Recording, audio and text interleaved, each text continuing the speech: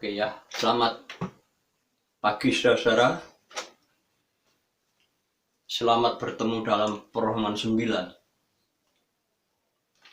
Perumpamaan 9 tentang keras hati.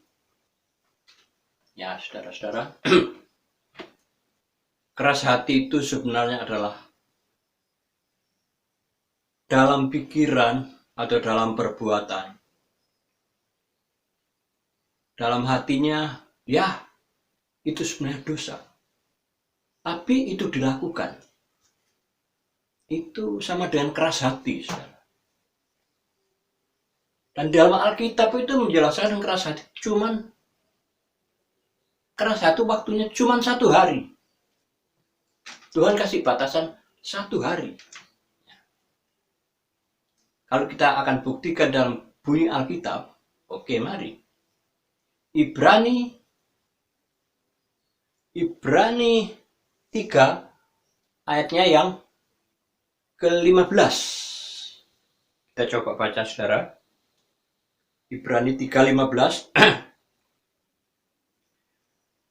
Tetapi apabila pernah dikatakan pada hari ini saudara, jika kamu mendengar suaranya, kalau kita ada Roh Kudus bisa mendengar suara Roh itu. Makanya jangan sampai kita tidak memiliki Roh Allah di dalam kita. Sebab tubuh kita ini sebagai bait Allah, tempat kediaman Roh Allah. Ya. Tempat kediaman Roh Kudus. Roh Kudus tinggal di dalam kita dan kita menjadi baitnya yang suci. Ya, bait yang suci sebenarnya.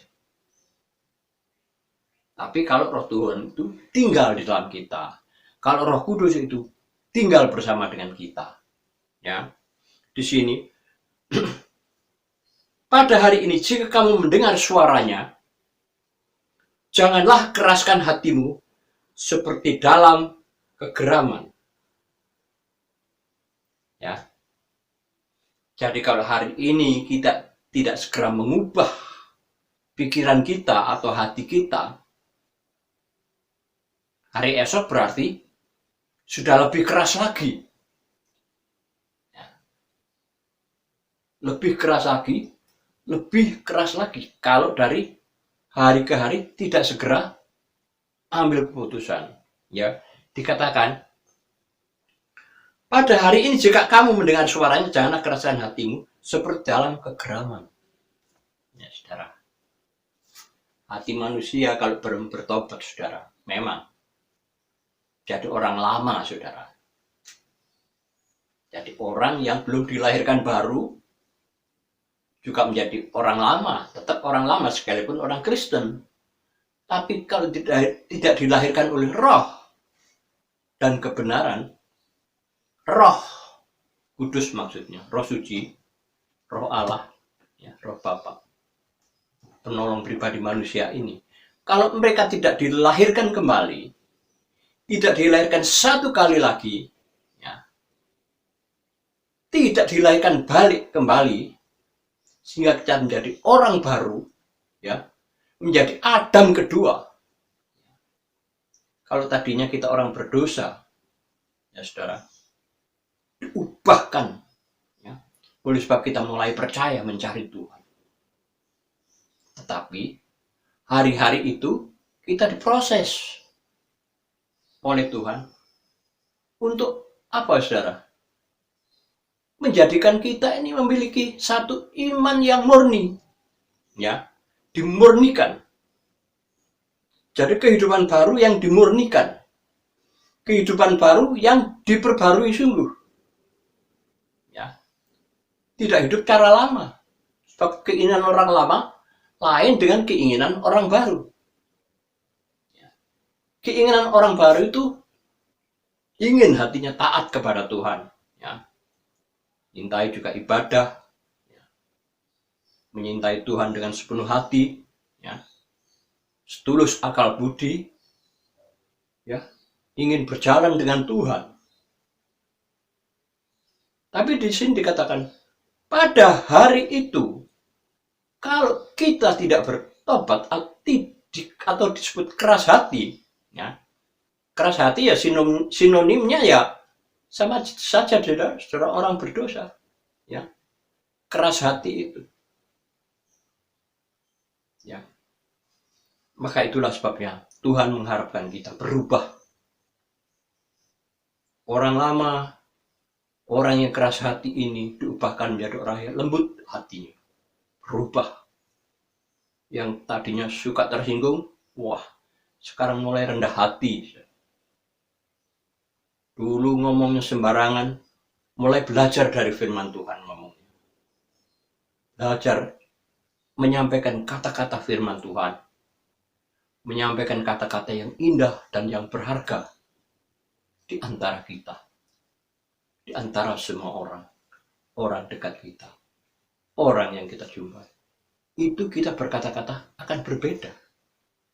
Orang sudah tidak keras hati, artinya bertobat. Dia mulai lemah lembut.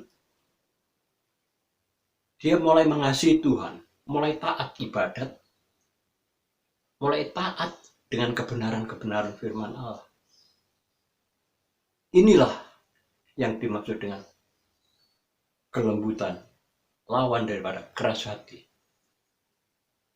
Lemah lembut, sabar, jujur, ya, keisauan. Loh, itu tanda-tandanya. Tanda-tandanya roh Allah ada di dalam dia. Karena orang yang sudah percaya, yang sudah menerima Roh Kudus, saat mereka percaya, mereka sudah jadikan orang baru dengan kelembutan hatinya. Itu memang segalanya hampir berubah. Mereka sudah berjalan dalam jalan yang benar. Mereka dipimpin oleh Tuhan, oleh Roh Allah. Dan mereka akan mengerti masa depannya. Sebab apa? Tuhan memang merancang masa depan kita untuk menjadi indah masa depan kita. Ya. Jadi apa yang belum pernah kita lihat nanti akan diperlihatkan oleh Tuhan.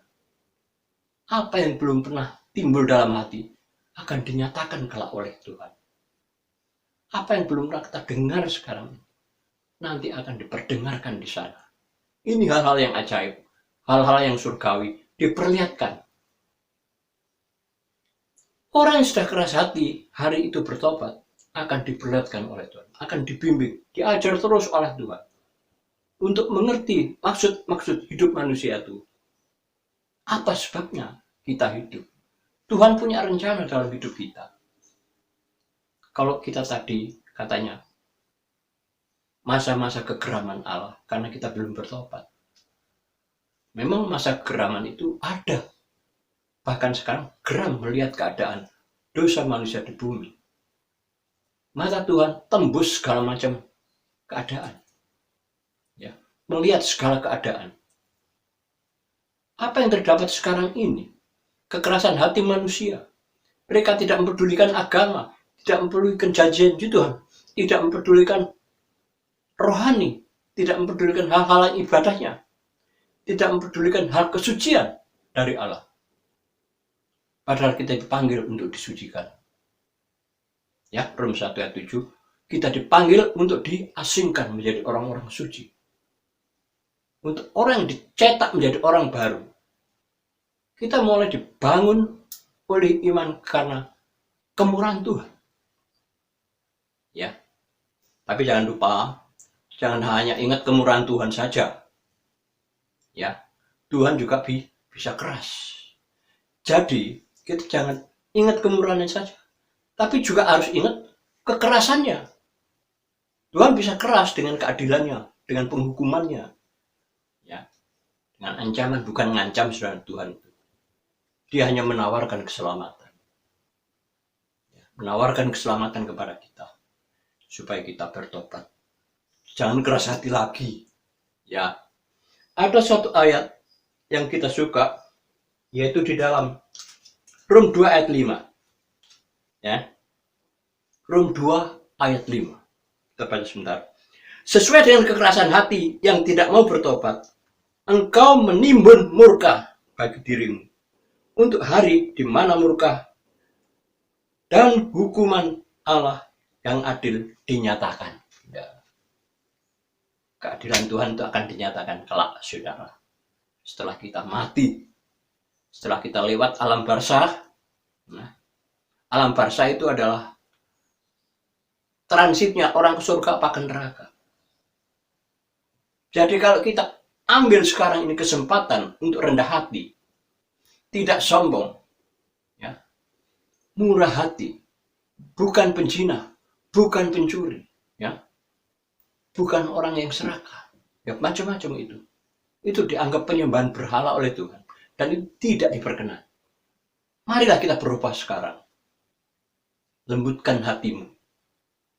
Mari kita lembutkan hati kita supaya hukuman Allah itu tidak menyentuh kita. Ya, kita sudah pindah daripada lautan api kepada surga yang kekal.